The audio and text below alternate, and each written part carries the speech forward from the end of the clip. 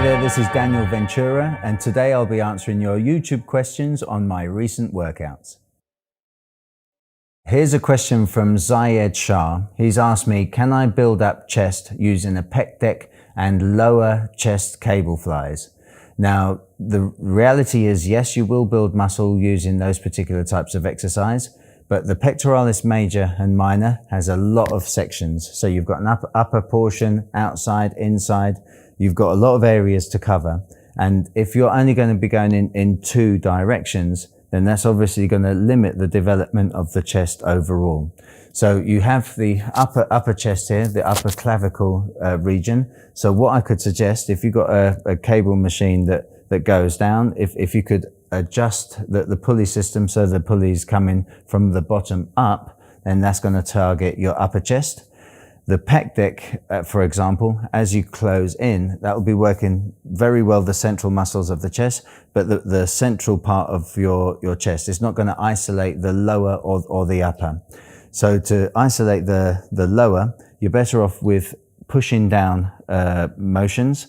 If you've got a cable machine, something that would work very well is a jackhammer press down. So it's basically a motion where you use a cable machine. You can even use a lat pull down machine, have the bar in front of you and literally run the bar down to your body, straighten the arms and then back up. And as you're pushing down and squeezing at the bottom, you're going to be working this lower portion of your chest. So I hope that gives you a bit more insight into the chest exercises, and give that one a go.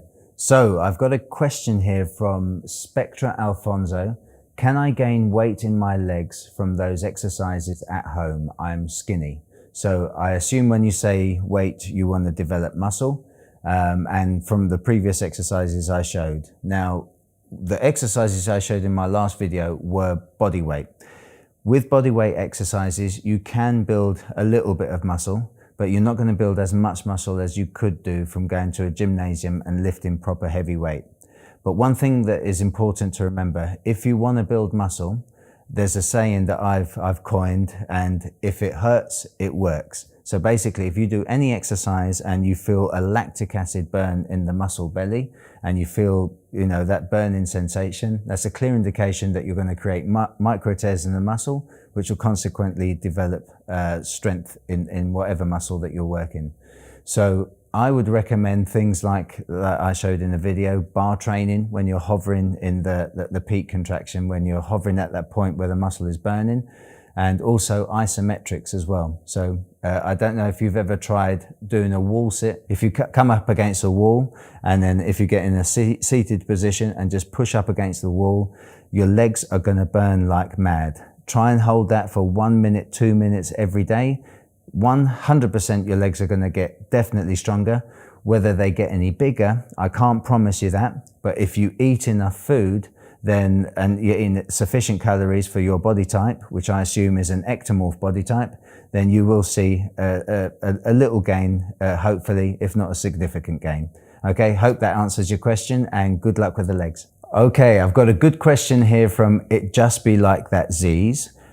So you're a 17-year-old guy, you've been using my workout program for your arms recently, but it says here in the comments that you have been struggling to gain mass on your arms. Now, I can give you a good few tips. First of all, it's a very common problem. A lot of people do struggle to get size on their biceps, but the best thing I can say to you is that you build muscle from creating stress and strain on the particular muscle. To give you a visual example, when your arm is down, your bicep is relaxed. The only point that you're going to build muscle and put strain and stimulus on the muscle is when you're a sort of a right angle position and you've got resistance against that. Now, as you can see, with no weight whatsoever, and if I add weight to that particular muscle, that's going to put a strain, which in turn will create micro tears in the muscle, which will create the muscle to grow. So one of the best tips I can give you is keep that muscle under tension for as long as possible. One of the easiest ways to do it is if you've got a pull-up bar in the gym, which I'm sure you can get access to, get into a pull-up position and hang up into the air, feet off the floor, of course. You can put the legs behind you, get your arms into a right angle, and just try and hold that position for as long as possible. As you're in that position, every time your heart beats, blood is pumping around the body, and it will start to accumulate in the bicep, in the muscle belly, and you'll start to feel a burn. Now, don't worry about this. This is a muscle fibers making micro tears. You'll feel the lactic acid burn, and it's your body's way of saying, stop doing what you're doing. You're ripping this muscle. But of course, we have to rip the muscle to make the muscle grow, and that's a surefire way to get a bit of size on your biceps.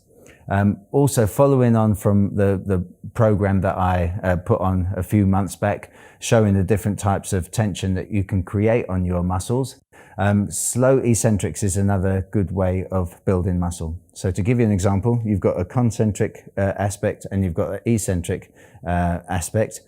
Your muscle is designed, the bicep is designed to pull the forearm up. So that's where it has the power, and it's not designed to let it go down. The tricep is responsible for that. So the eccentric motion, that's where the muscle is vulnerable, and that's when the muscle starts to rip. So in my recent video, you saw me doing 5 reps normal speed, and on the 5th rep, I do a slow eccentric. That's exactly why I want you to go slowly down, because that's when the muscle rips, that's when the muscle grows. Okay, I've got a question here from Jayla Afreen saying, do I favor heavier weights over lighter weights? Now that's a very good question.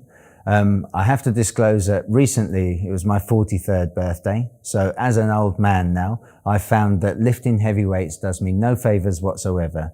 I find that my joints suffer and I generally don't feel very good afterwards. So I do favor lighter weights over heavier weights all the time. But what I do concentrate more on is the amount of reps that I do. So typically if you're doing heavy weights, you may want to push out 8, 10, maybe 15 reps as a max. But if you're going to hit a lighter weight, I would then aim for 20, 30, 60, even sometimes 100 reps with a much lighter weight. Now also, if you want to aim for a medium weight, so something that's not too heavy, not too light, you can also incorporate things like isometrics. So to give you an easy visual example, if you're doing a bicep curl, when you're coming down to the peak contraction, so the point where you're going to build muscle, hold that there for 4 seconds, 1, 2, 3, 4, and then drop it down and then do the whole rep again. 1, 2, 3, 4. You'll feel a significant burn. That won't be a very heavy weight as well, and you will build muscle. And lastly, I've mentioned this before in my previous videos, you build muscle predominantly on the eccentric of a contraction. So you've got the concentric, which is going up, or some people call it the positive, and the negative, the eccentric. That's the point where the muscle is vulnerable, the muscle starts to tear, and of course if the muscle starts to tear, that's what's going to make the muscle bigger and stronger. So yes, just remember that. If you're going to go lighter, make sure you do slow eccentric, isometrics, and high reps. And if you're going to go heavier, make sure you do less reps. Between 5 to 15 reps would be great for heavy reps.